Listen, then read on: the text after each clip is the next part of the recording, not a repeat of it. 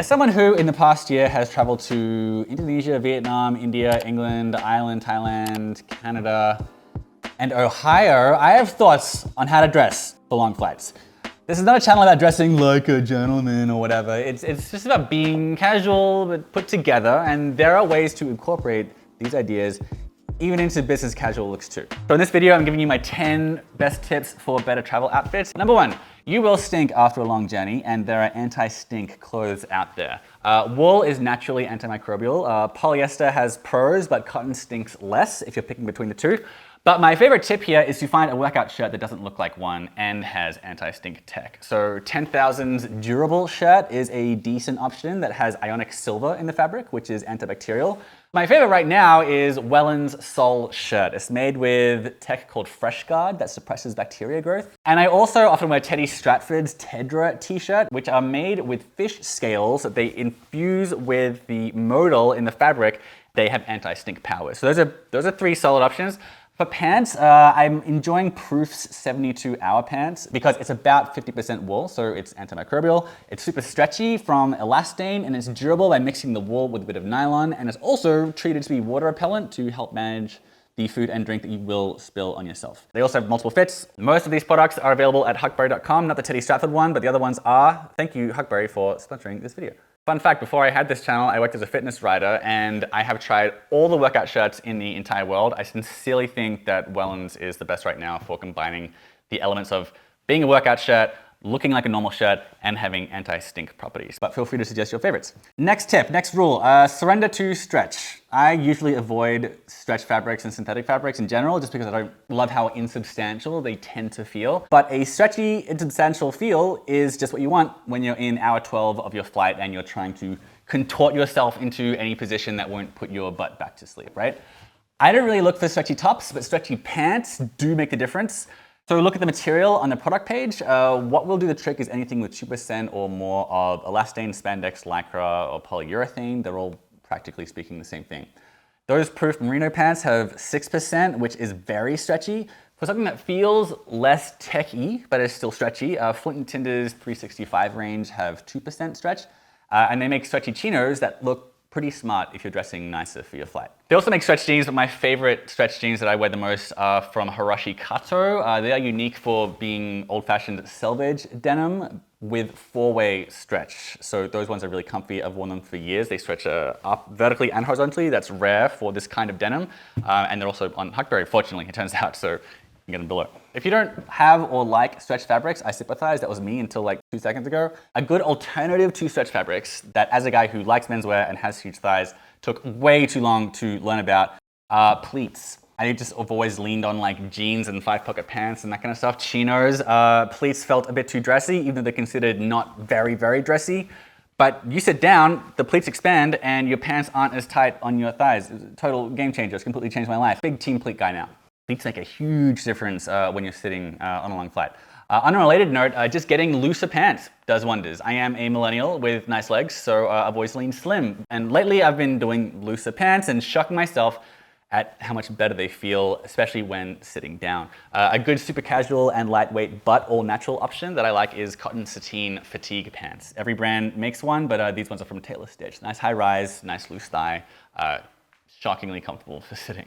Next tip, you will spill stuff on yourself, so think about stain management. One option, while I don't really wear patterns, a patterned shirt will help to hide your stains better than a solid shirt. Obviously, darker fabrics hide more than light colored fabrics, but a good option is wearing more textured clothes. So like a heathered t-shirt, a chambray shirt, a distressed denim jacket, even a raw denim jacket that's dark is gonna work there. So yeah, texture can help to hide stains. Next tip, travel with a lightweight jacket. I know everyone likes leather jacket looks in these kinds of videos, but leather jackets, they take up more room when you're crammed into your airline seat or when you stuff it into your bag.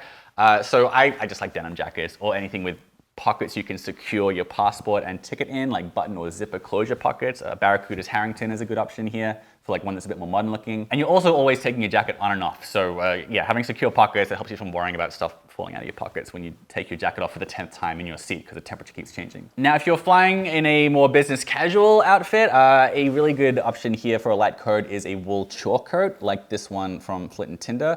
I think this is a better option than a sports jacket because Short jackets are unstructured and unlined. That makes it easier to stuff into a bag. It also means that it breathes a lot better. So it's 100% wool. If you have lining, that sort of messes with that. And also wool has that anti-stink power that, again, you lose a bit of when it's lined. So you can dress it down with like a denim shirt and chinos or whatever. But yeah, a wool short coat, it really is a game changer for if you want to travel while dressed like a little bit more smart. Oh, speaking of which, on the topic of jackets, don't wear green field jackets like the military-inspired ones.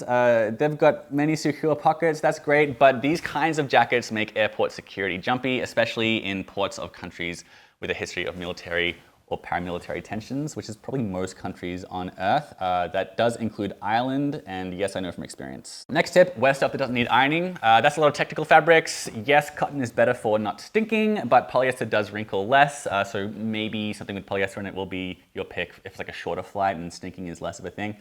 Another good tip for the non-ironing is that just burlier fabrics, burlier cotton fabrics, like denim and Oxford cloth, which were originally designed for outdoor wear, they don't really need ironing either. So that's even if you're going business casual. Next, an obvious tip, opt for footwear that's easy to slip on and off at TSA. Loafers, of course, great, they're the go-to here.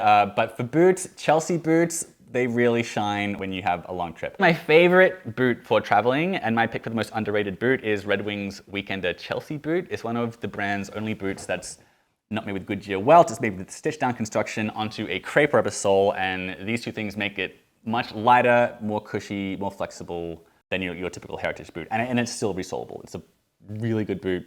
I wear it a lot when I travel. As for loafer recommendations, here I'm wearing the Randolph ones from Allen Edmonds. They're surprisingly roomy in the toe, but a famous loafer that is specifically made for travel is the Patnoflex from Astaflex. These guys use a weird technique called ideal stitch.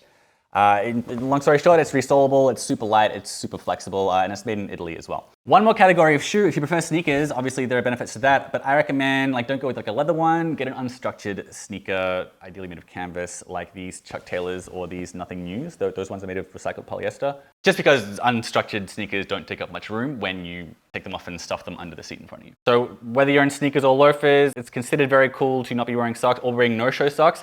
I strongly advise against that if you are traveling because you're just doing a lot of walking when you're traveling, and no-show socks, they're gonna cause you problems eventually, right? Wear long socks with your loafers and make them match your pants. Next tip, shout out to GMT watches. They help you keep track of your time at your destination and your origin at the same time. You can set this extra hand here to follow a second time zone. You can also just get a digital watch that does that, of course, but GMT watches are considered like the travel watch for the watch guy. Next, you will need a bag, and do not use a briefcase or a messenger bag. I know they are the coolest kind of bag. They're basically all I wear, but when you have a lot of walking and standing ahead of you, you will get a sore back, neck, and shoulder from carrying a bag on your shoulder or across your body, either way. My go-to backpack for casual stuff is the Canvas Journeyman from Filson. If I'm dressed a bit more modern or street-weary, I like GoRuck's Slick bag because it's very, very sleek, so it's easy to stuff into tight spots. And because the front pocket is recessed, which does make it hard to get into when it's full, but it also makes it relatively pickpocket-free. But you might be saying there's no way to wear a backpack and look like a grown-up, especially if you're doing the business casual thing. And to that I say, get a minimalist leather backpack.